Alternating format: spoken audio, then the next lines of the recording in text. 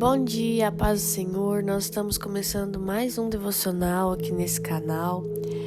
E hoje eu gostaria de refletir com vocês lá em Gênesis, capítulo 3, versículo 6, que diz assim: vendo a mulher que a árvore era boa para se comer, agradável aos olhos e árvore desejável para dar entendimento, tomou do seu fruto e comeu, e deu também ao marido, e ele comeu. Queridos, esta palavra aqui, este capítulo, vai nos mostrar a queda do homem, quando Adão e Eva pecam, a primeira vez contra o Senhor. A Bíblia vai dizer que a serpente era a mais astuta de todos os animais. E ela chega em Eva e começa a persuadir Eva. Ela começa ali agora a fingir de João sem braço. É a palavra certa, porque ela chega em Eva e ela fala assim: olha, é verdade que Deus mandou vocês não comerem de nenhuma árvore do jardim? E aí Eva agora vai falar: não, a gente pode comer de todas, A gente só não pode comer da árvore que tá ali no centro. E aí a serpente vai falar: olha, é mentira que vocês não podem comer dela. Ele falou que se vocês comerem, vocês vão morrer. Mas é mentira, vocês não vão morrer. Ele só falou isso porque ele sabe que no dia que vocês comerem desse fruto, os olhos de vocês se abrirão, e vocês serão como Deus, conhecedores do bem e do mal. A palavra não vai nos mostrar se existiu mais algum elemento neste diálogo, mas o que a Bíblia nos mostra aqui é que bastou 2 conversas da serpente para que Eva repensasse a sua obediência. E eu quero fazer uma pausa aqui, porque nós fazemos como Eva todos os dias. O pecado não é uma regra. O pecado, ele é uma escolha. É certo que nós nascemos de uma natureza vã, Desde que o homem pecou, nós temos uma natureza vã, nós temos a tendência para o pecado. Mas isso não significa que nós somos obrigados a pecar. A gente pode falar assim: foi mais forte que eu. Mas a Bíblia nos fala que o Senhor não permite que sejamos tentados além do que possamos suportar. Então dizer isso é um erro, porque quando nós dizemos que a tentação foi mais forte do que nós podíamos, nós estamos contradizendo a Bíblia. E eu sei que muitos de nós já falamos coisa assim. Mas o pecado, ele continua sendo uma escolha e não uma regra. Então agora Eva estende a mão e come do fruto. E aí eu já questionei o Espírito Santo, algo que depois eu vi outras pessoas questionando também. Deus, se o Senhor sabia que cairíamos, por que o Senhor deixou essa bendita árvore lá no meio do jardim? Irmãos, pensa comigo. Deus é conhecedor de todas as coisas, certo? O tempo para Deus não é uma limitação. O Senhor viaja no tempo quantas vezes Ele quiser. Se Ele quiser estar lá, estar aqui ao mesmo tempo, Ele está. O Senhor está lá no nosso futuro, o Senhor está aqui no nosso presente, o Senhor está comigo aqui em casa, o Senhor está aí com você, o Senhor está lá do outro lado do mundo, na China, com os irmãos que louvam a Ele lá. O Senhor está nos Estados Unidos, o Senhor está na Argentina, o Senhor está... Onde houver um crente, o Senhor está lá. Onde houver vida, o Senhor sabe o que está acontecendo, o que deixa de acontecer aqui na Terra, nos outros planetas, em outras galáxias. Queridos, aquilo que é uma limitação para nós não é uma limitação para Ele. Então, com certeza, Deus tinha certeza que nós cairíamos. Isso não era oculto aos olhos de Deus. Não adianta nós pensarmos, nossa, não, mas Deus fez a gente com o intuito de nós ficarmos bonitinhos lá no jardim, né? Não tava no plano que a gente ia cair. Querido, tava, tá bom? Não tava no plano de Deus que nós caíssemos. Tava no plano de Deus que nós vivêssemos em paz, em comunhão lá no jardim. Mas dizer que não era do conhecimento de Deus é mentira, porque Ele conhece todas as coisas. E aí, eu me perguntei então, Deus, se o Senhor sabia que a gente ia cair, padecer tudo isso, por que o Senhor não impediu, né? Por que o Senhor colocou essa árvore lá no meio do jardim?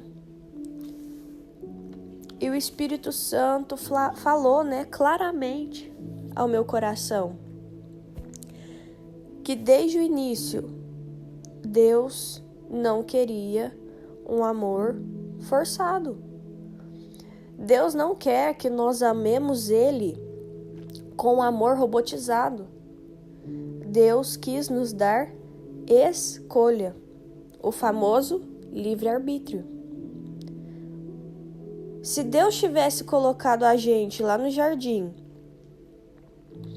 e tivesse tirado todas as possibilidades de nós pecarmos, de nós escolhermos outra coisa que não obedecer a Ele, Ele não teria criado seres que amam Ele verdadeiramente. Ele teria criado seres inocentes que não saberiam de outra realidade e que estavam ali amando Ele simplesmente porque não tinha outra escolha. E essa não era a vontade de Deus. Ah, Deus, por que o Senhor não acaba com o pecado do mundo? Por que o Senhor não isso? Por que o Senhor não aquilo? Queridos, mas aí vai ficar muito fácil mesmo para nós, uai. Deus vai obrigar a gente a amar Ele? Deus vai obrigar a gente a escolher Ele? Isso não existe. Essa não é a vontade do Senhor, obrigar que nós escolhamos Ele. Ele fez a parte dele, olha. Eu sou a parte boa. Aquilo que eu ordeno é para que vocês tenham vida. A partir do momento que vocês escolherem algo que não seja me obedecer, a partir do momento que vocês tocarem naquela árvore, vocês estarão destinados a morrer. Gente, isso era castigo? Não, mas se nós escolhemos obedecer aos álibis do inimigo, nós estamos passando para o lado do inimigo. Deus não divide a sua glória com ninguém. Não tem como Deus viver com impureza, porque Ele é santo. Então, para nós nos achegarmos a Ele, para nós estarmos onde o Senhor está, é necessário que nós sejamos santos. Então, pecar e afastar da presença do Senhor não é simplesmente um castigo, não é simplesmente porque o Senhor quer jogar a gente fora. É porque a natureza dele não combina com a impureza. E nós somos alertados disso todos os dias. E a gente acha que é Deus quem tem que dar jeito. A gente acha que é Deus que tem que engolir a gente com o nosso pecado e tudo. Mas o Espírito Santo ministra aos nossos corações hoje. Não é falta de amor, é incompatibilidade. Você já tentou misturar óleo com água? Querido, pode colocar óleo com água no seu copo assim que você terminar de ouvir esse devocional. Ou se você quiser catar o celular, ir lá e colocar. Coloca óleo e água no copo e mistura. Mistura até teu braço cansar.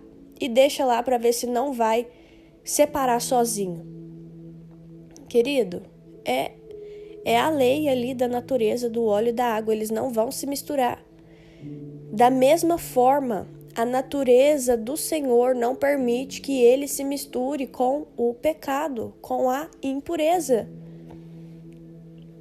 Então não adianta nós querermos viver uma vida do jeito que dá na nossa telha e depois querer que Deus nos aceite simplesmente como nós somos, como dizem aí no mundo. Isso não existe. A partir do momento que nós abrimos o nosso coração para Deus, Ele nos aceita como nós estamos. Mas quando o Espírito Santo entra no nosso coração, Ele começa a mexer.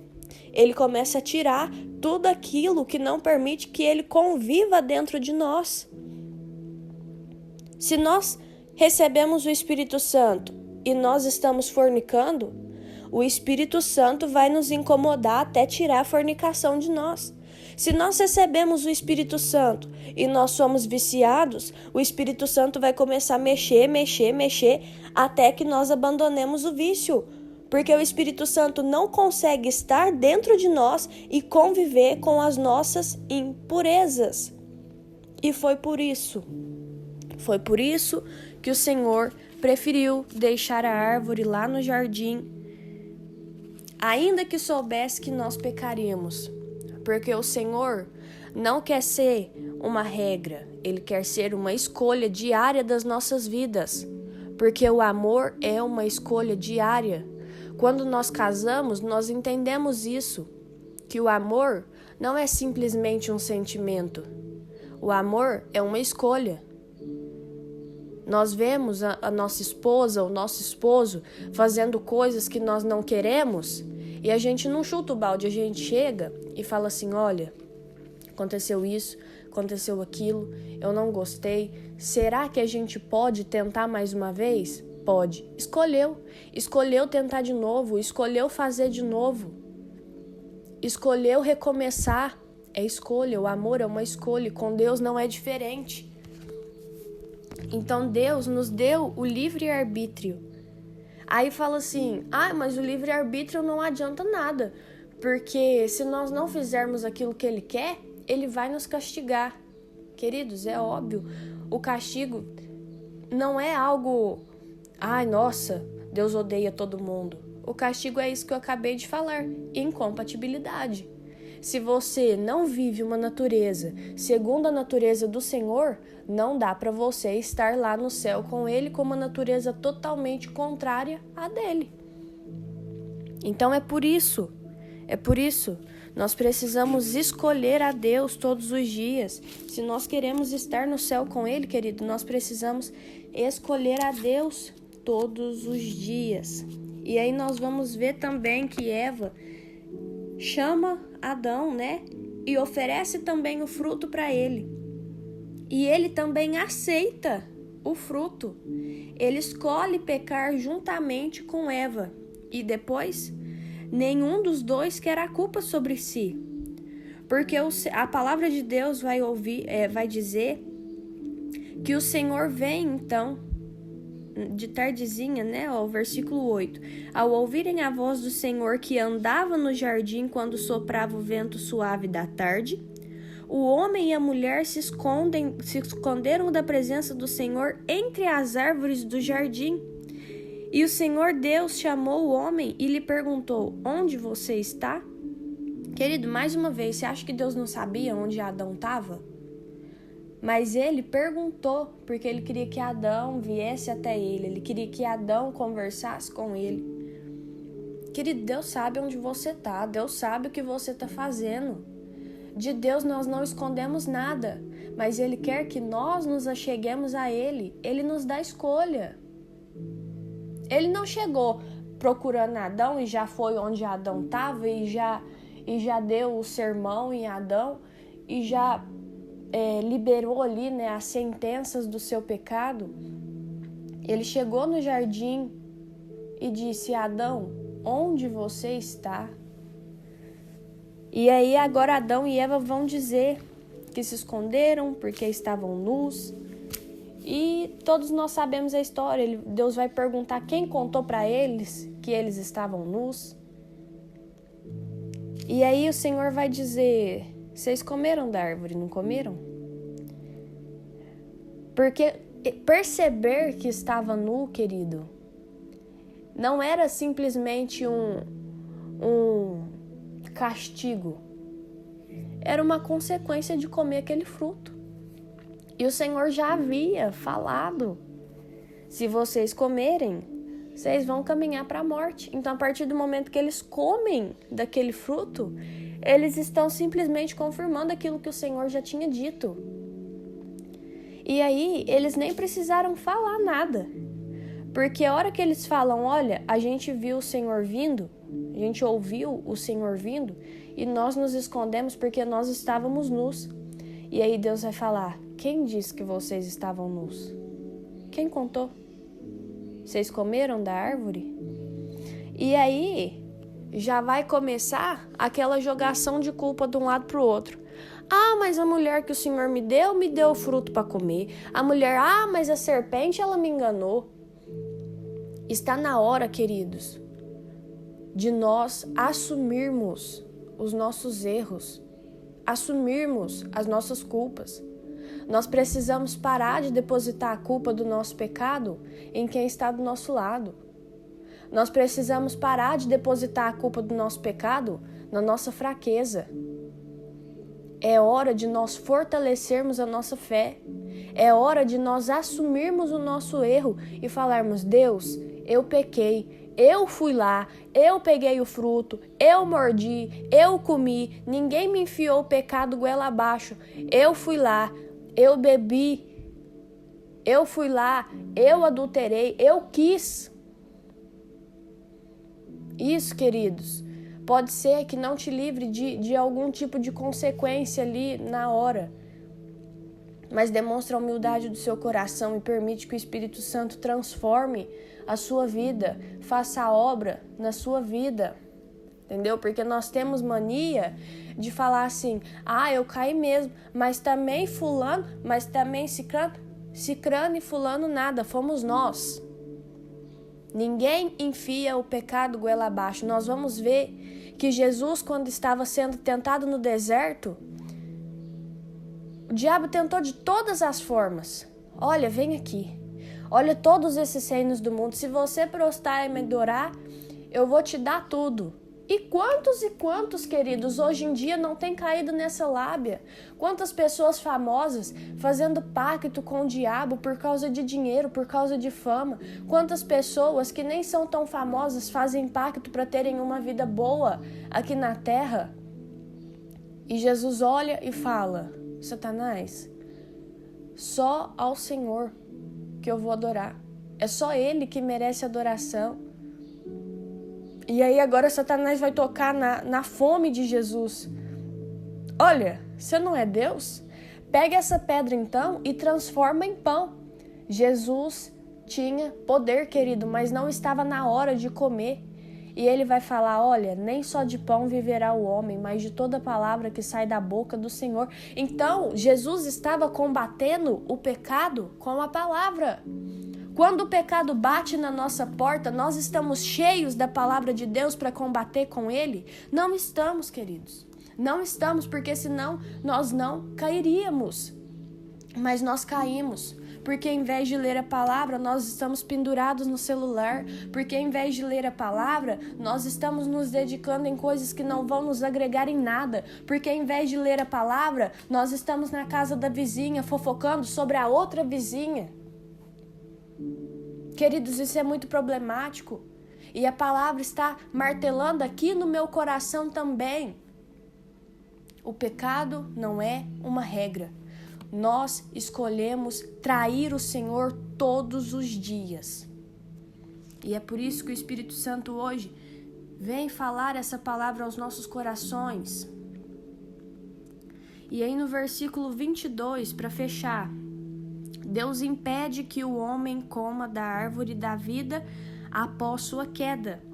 Então o Senhor Deus disse: eis que o homem se tornou como um de nós, conhecedor do bem e do mal. É preciso impedir que estenda a mão e tome também da árvore da vida, coma e vive eternamente. Então, a partir do momento que o homem caiu, o Senhor disse: olha, agora nós vamos ter que tomar uma providência. Não tem como o homem ficar aqui com essa natureza caída, estender a mão e tocar a árvore da vida e comer e viver eternamente com esta natureza. Então o Senhor impede que o homem coma da árvore da vida após sua queda por amor, para que nós não vivêssemos pela eternidade em nossos pecados. Por quê? Porque ele já havia preparado o Cordeiro, Jesus.